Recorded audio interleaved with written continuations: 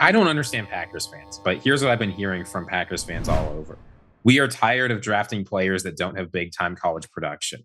We don't care about potential. We don't care about athletic ability. All we care about is what you've produced in college. And if that's where you're at, former University of Virginia player Mike Green is exactly the guy you want, right? When it was at UVA, didn't get any playing time because our coaching staff is dramatically incompetent. Goes over to Marshall, immediately records 17 sacks, 81 tackles, and forces 3 fumbles. Mm-hmm. He's the guy that you should want to pick if that's what you're after. The problem is picking the player of the most sacks in college is not how you get the best player on your team. A lot of Packers fans are going to want to take Benjamin Morrison too.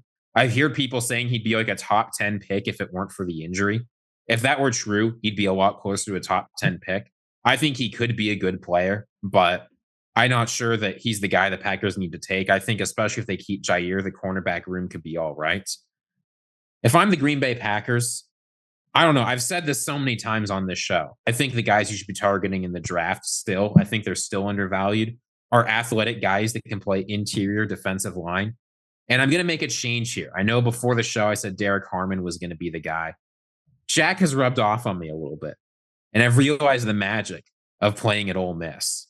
So the player I want the Packers taking this year, or that I don't want the Packers taking this year, who fits with their MO.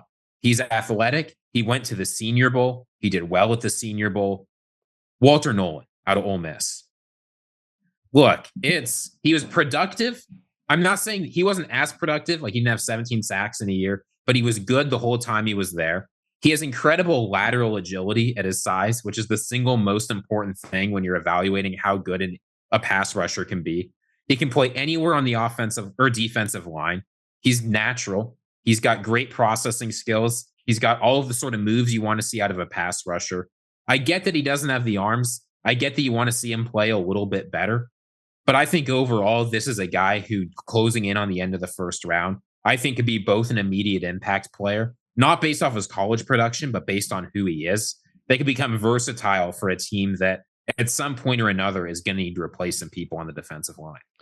I mean, yeah, I do love the Rebs. And this guy is a beast. Texas A&M transfer, but had to leave there because, he was taking a back seat to my boy Shamar Stewart, but not a bad pick, Ziggy. Yeah, I'm an Ole Miss Rebel guy, probably my favorite team in college football. Jeff Hafley loves to move guys around the defensive line, right? If he's taking a guy in the draft, it's going to be someone who you can shift to put him into favorable matchups every single play. I think Nolan's going to be that guy, especially with a year or two to develop. This Ole Miss defense recently has been very, very, very good, very improved. Like we're used to them seeing them score 50 points a game, their defense allowing 40 points. This Ole Miss defense has become very good as well, and he's been a huge reason why. It's a lot of fun thinking about the Packers pick. I've had a really great time trying to find the prospects here because Ziggy, Walter Nolen's again a great prospect, but it feels like their needs, right? Edge rusher and cornerback are the two ones that are blinking lights to me. There are so many guys that in this draft, after you get out of that top 5 to top 7 where we think we know the picks, there are so many dudes who could go anywhere from 8 all the way down to the Packers in the early 20s. So which one of those dudes is going to actually fall down? Walter Nolen could be one of them. Your guy Shamar Stewart could be one of them. He could be on the board when the Packers are picking. I think Will Johnson's another player here. I think the Vikings and Packers are both keyed in on cornerback as one of their picks. So if Will Johnson's falling, could we potentially see maybe even a move up? These teams don't like to do that, the Vikings and Packers, but maybe there's a move up trying to jump each other. I like it. Yeah. I'll say this about the Packers too. I know a lot of people have them profiled on edge, but the thing is it's not as if they don't have functional players. Lucas Van Ness, I think he's a functional player, even though he's been a little bit disappointing. Rashawn Gary, they've got players who can play on the edge. I think if you can improve the interior substantially and get those guys consistently into one-on-one matchups, they will have much better years. Well, that's another thing that's interesting to me about the Packers is you're just begging for Van Ness or for Kingsley Enagbare. You're just begging for one of them to take that leap, and I think it's more unlikely than likely that it'll happen at this point. But, TJ Slayton left, so there is a need at defensive tackle. Along that whole line, you could use some depth, and you could really use a stud, honestly, coming out.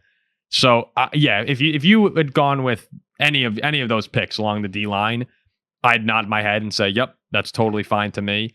I also think that corner is a position that they're going to have to look out for, and we'll see what happens with Jair. If Jair's gone, then I think it might even be the number one need in Green Bay. Most people would say edge rusher. I think I'd put cornerback if Jair's gone. If he's there, you can afford to look elsewhere. How about receiver? I was just going to say, you can't spend your first round pick in the NFL trying to fulfill a need. You've got to pick the player who you think is going to be the best producer for you over 5 years. Yeah, I agree with you. Like, and 5 years, like your first round draft pick, if things go well, will be on your team on their contract or 5th year option for 5 years. You can't over focus on year one, and teams can totally transform over the course of just 2 or 3 years. Don't reach just because you need a guy to position. Yeah, no. The 3rd and 4th rounder for. No, 100%. I also do feel like too, like this guy is a beast. This guy's going to be very good. Nolan? And I feel like you can't have enough of those guys. Oh, look at the up Eagles front there. Like, yeah, exactly. Look at the Eagles. Wait, when you can rotate them, keep them fresh, make sure that a guy's always in running at full speed. Because this is Nolan's biggest problem is when Ole Miss asked him to play too many snaps, he slowed down. Because that's just how it is for big guys. When you can keep them going. Look at who they're competing with. What Detroit loves to do is they want to play their big boy football. They want to have the biggest, toughest, strongest O-line and ideally run the football. And they swept Green Bay last year.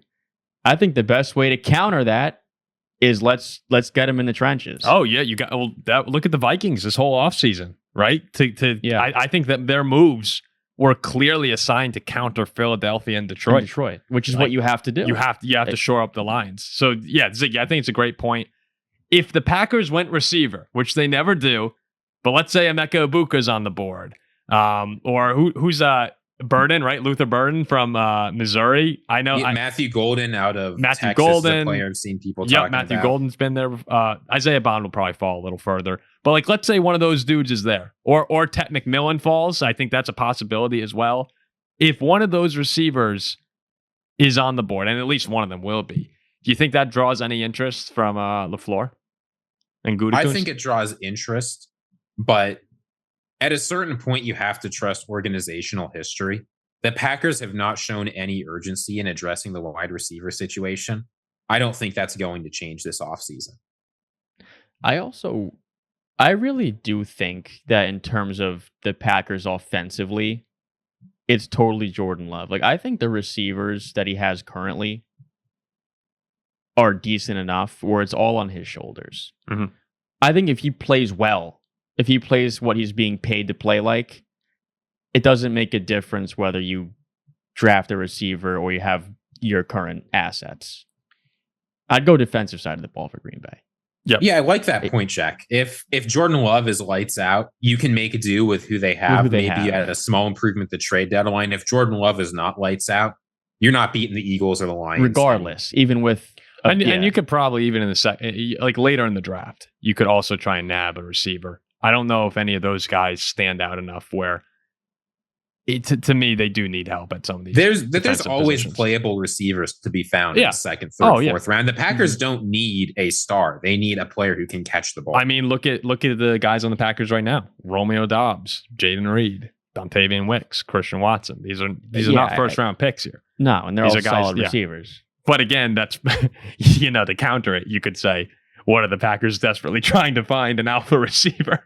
So I think it's Jordan Love. I don't think the alpha receiver is there for them. 23. You're not getting Jamar Chase. I agree. As we were talking there, I was looking at Mykel Williams. I know that he's been mocked anywhere from like 10 to 20 as well.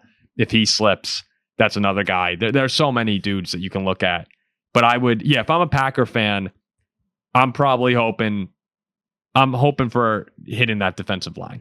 But it's always exciting when you draft a receiver. Like if they drafted Emeka Ibuka, you would get excited. Yeah, you would get excited. You'd get excited, yeah. So it's another one of these positions where you really can't go wrong. It's just kind of finding who the right guy is. So Walter Nolen, the pick for Ziggy for the Green Bay Packers.